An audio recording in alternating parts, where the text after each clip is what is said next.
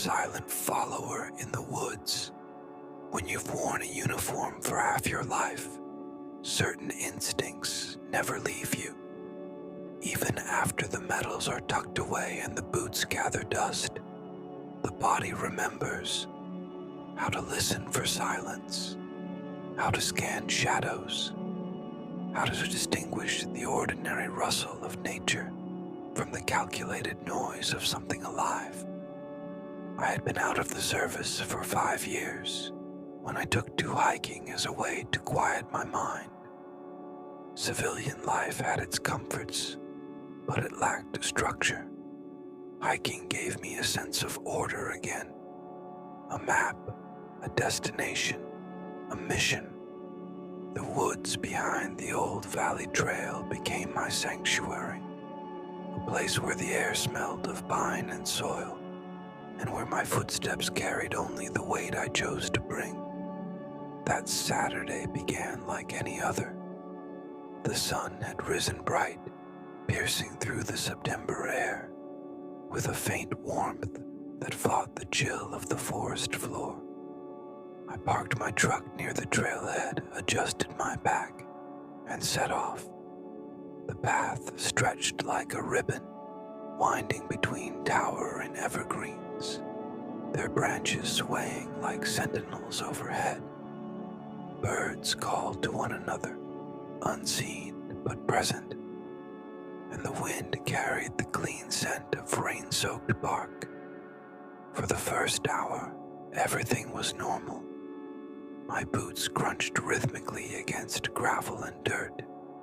My breath found its steady pace, and the forest moved around me in its timeless rhythm. But somewhere past the second mile, something shifted. It wasn't a sound at first. It was the absence of sound. The birds had gone quiet, their calls cut short, as if the entire canopy had agreed on a sudden silence. That kind of hush is something you notice immediately if you've ever served in hostile territory. It means something is near, something that doesn't belong. I slowed my pace. My hand brushed the strap of my pack where my utility knife sat, a useless comfort against whatever phantom stirred the trees.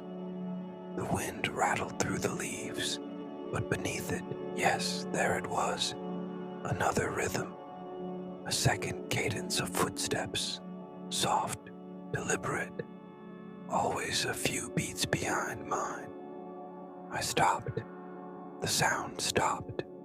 I resumed walking. The rhythm resumed. The hairs on the back of my neck prickled. I told myself it could be another hiker, someone keeping distance out of politeness. But when I glanced back, the path stretched empty, nothing but scattered pine needles and the faint shaft of sunlight breaking through. At the 3rd mile marker, I tested my suspicion. I veered off the main path, cutting across the undergrowth, feet sinking into moss and leaves. My years in service had taught me to walk quietly, and I did so now, each step measured, deliberate. I slipped behind a thick cedar trunk and waited. For a moment, nothing.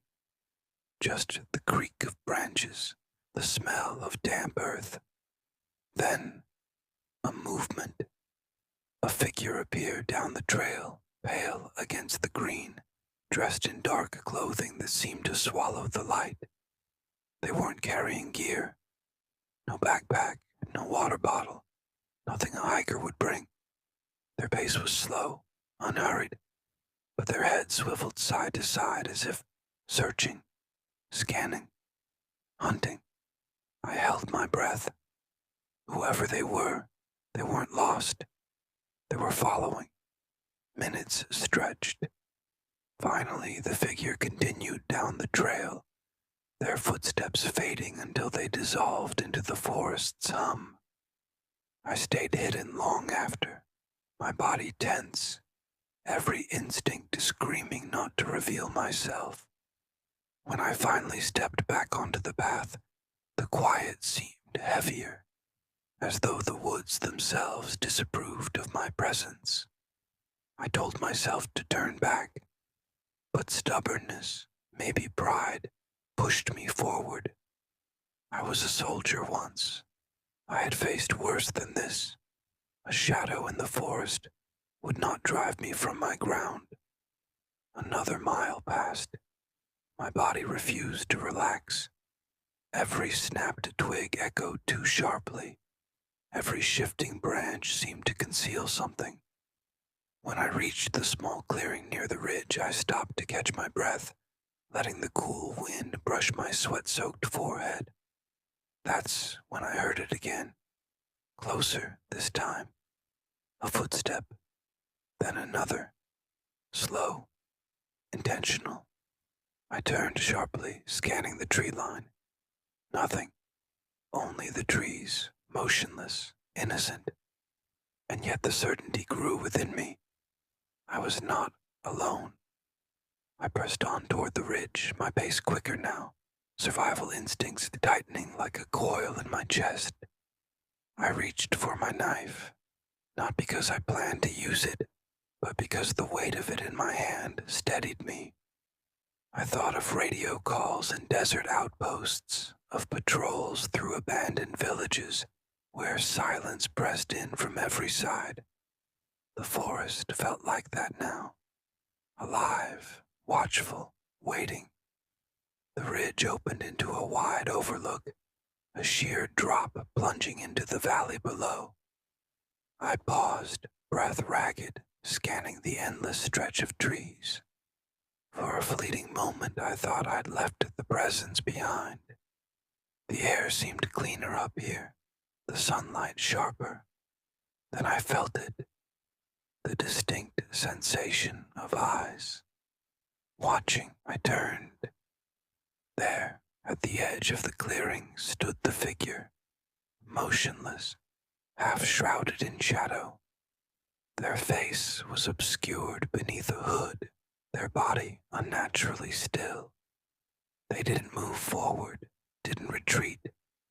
They simply stood, the forest stretching wide around them, as if the world had narrowed to this single, silent confrontation.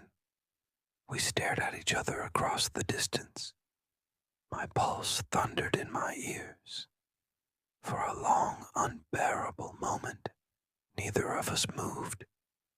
Then, without a word, the figure turned and melted back into the trees, swallowed by shadow as though they had never existed at all. I stayed frozen until the forest reclaimed its rhythm. The birds began to sing again, tentatively at first, then in full chorus, as if a curtain had lifted on a stage. Only then did I realize how tightly I'd been gripping my knife, the metal biting into my palm. I never saw the figure again. I don't know who they were or why they followed me. No footprints marked the soil when I retraced my steps. No other cars had been parked at the trailhead when I returned to my truck. It was as though the forest itself had conjured the shadow, a test of vigilance only I was meant to endure.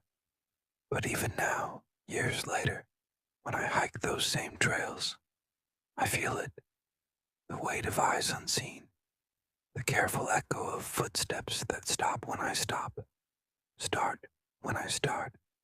Some instincts never fade, and neither does the certainty that on that September day I was not alone in the woods.